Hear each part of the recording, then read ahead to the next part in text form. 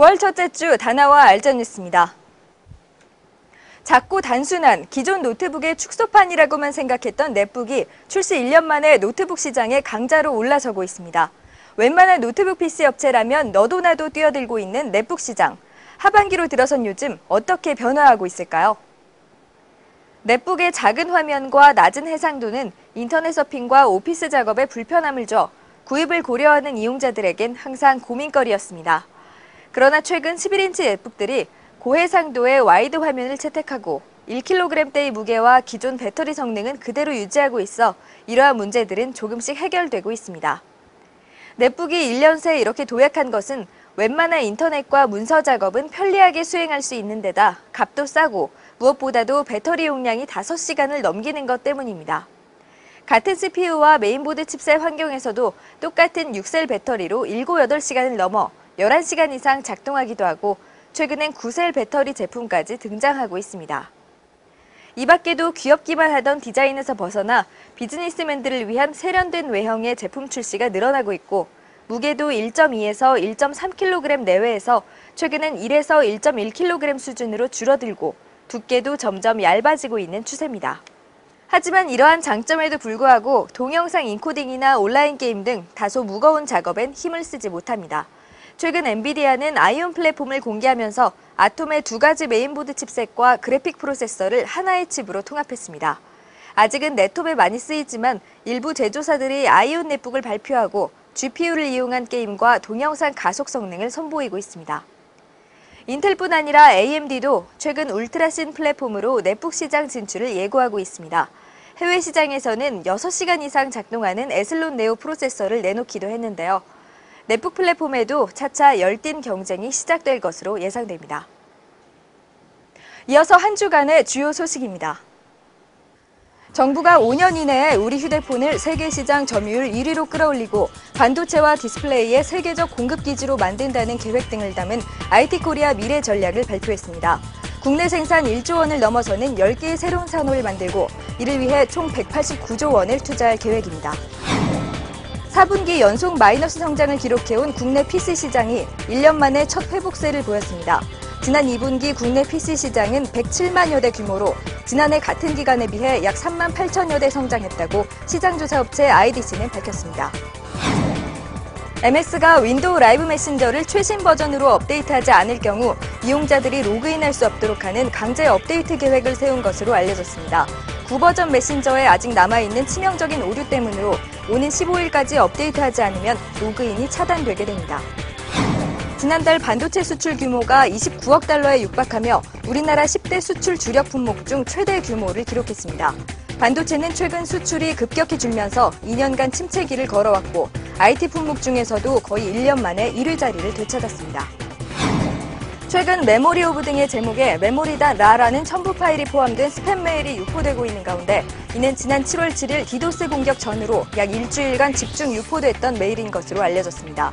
보안업계 관계자들은 이에 대해 아직도 좀비 PC가 남아있다는 증거로 만일의 경우를 대비해 항상 보안을 철저히 할 것을 당부했습니다. 아이리버가 전자책 단말기 스토리를 공개하며 아마존의 킨들과 소니의 포켓 리더 등으로 이루어진 전자책 시장에 경쟁을 예고했습니다. 스토리는 전용 포맷인 PDF 등은 물론 각종 오피스 문서 파일도 변환 없이 바로 볼 수 있으며 코믹뷰어 지원으로 수천 권의 만화도 저장이 가능합니다. 쿼티 자판을 지원해 다이어리나 메모 작성이 가능하고 9,000페이지까지 연속해서 읽을 수 있는 것이 특징입니다. 유튜브가 영화를 유료로 내보내는 서비스를 개시하기 위해 할리우드의 메이저 영화 배급사들과 협상을 벌이고 있다고 월스트리트 저널이 보도했습니다. 유튜브가 유료 콘텐츠를 운영하는 것은 이번이 처음입니다.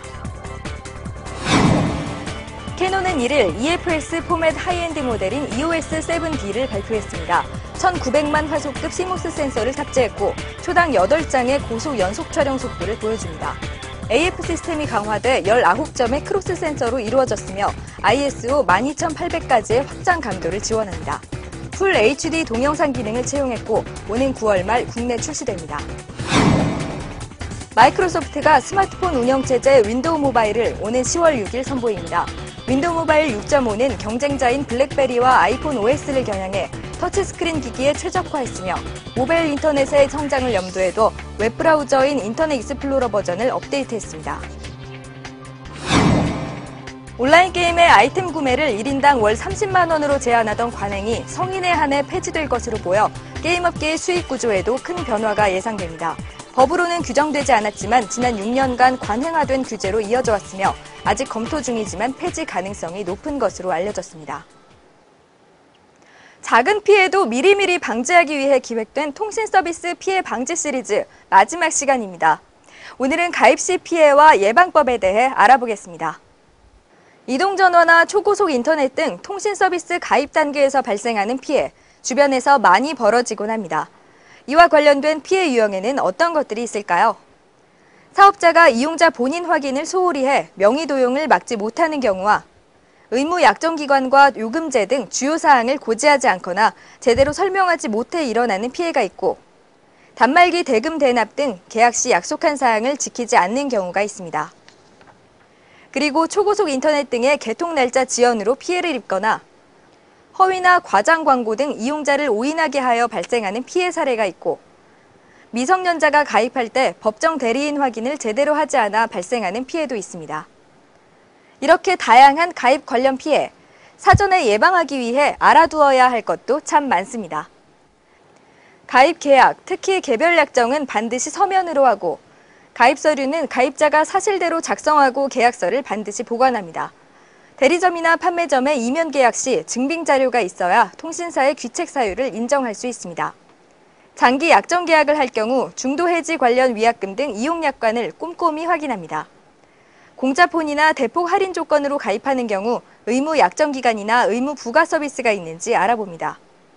새로 발매되는 최신 기종의 서비스인 경우 본인의 주 활동 지역에서도 품질 상태가 양호한지 확인해보고 가입합니다. 장애인이나 복지 할인 등 적용되는 혜택이 있을 경우 관련 서류를 제출합니다. 참고로 국가유공자나 장애인, 복지 할인 등은 어느 통신사나 가입이 면제되고 통신비 할인도 적용되고 있습니다. 피해 예방뿐 아니라 본인이 누릴 수 있는 혜택도 꼼꼼히 챙기는 것이 현명한 소비자의 역할입니다.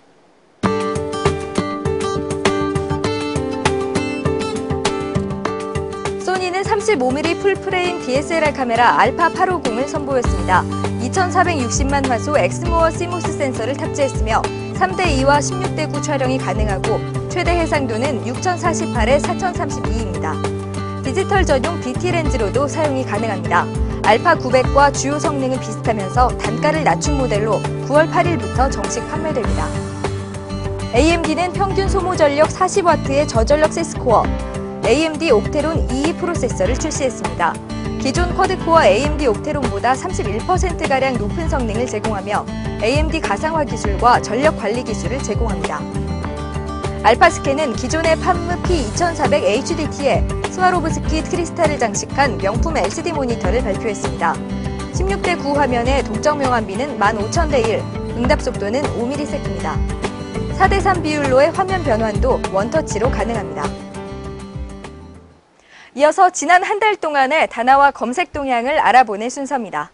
먼저 인기 검색어 순입니다. 내비게이션이 휴가철의 영향으로 10위를 차지했고 고유가 시대의 자출족 증가와 함께 자전거가 7위에 오르며 꾸준한 인기를 누리고 있습니다. 노트북이 6위, PMP와 외장하드가 각각 2위와 1위를 기록했습니다. 다음은 급상승 검색어입니다. 신종플루 예방에 대한 목소리가 높아지면서 체온계가 10위에, 신종플루 예방은 9위에 올랐습니다. 인텔의 새로운 CPU, 림필드가 7위, 러닝화가 3위를 차지했습니다. 가장 많이 상승한 검색어는 옴니아2와 아이폰입니다. 급하락 9위는 DDR2, 물놀이 시즌이 끝나가서인지 방수 카메라가 8위를 차지했습니다. 가을이 다가오면서 선풍기와 텐트도 3위와 1위를 기록했습니다. 이제 완연한 가을입니다. 아침 저녁으론 쌀쌀하기까지 한데요.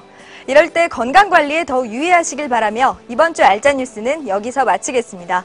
다음 시간에 다시 찾아뵙겠습니다. 고맙습니다.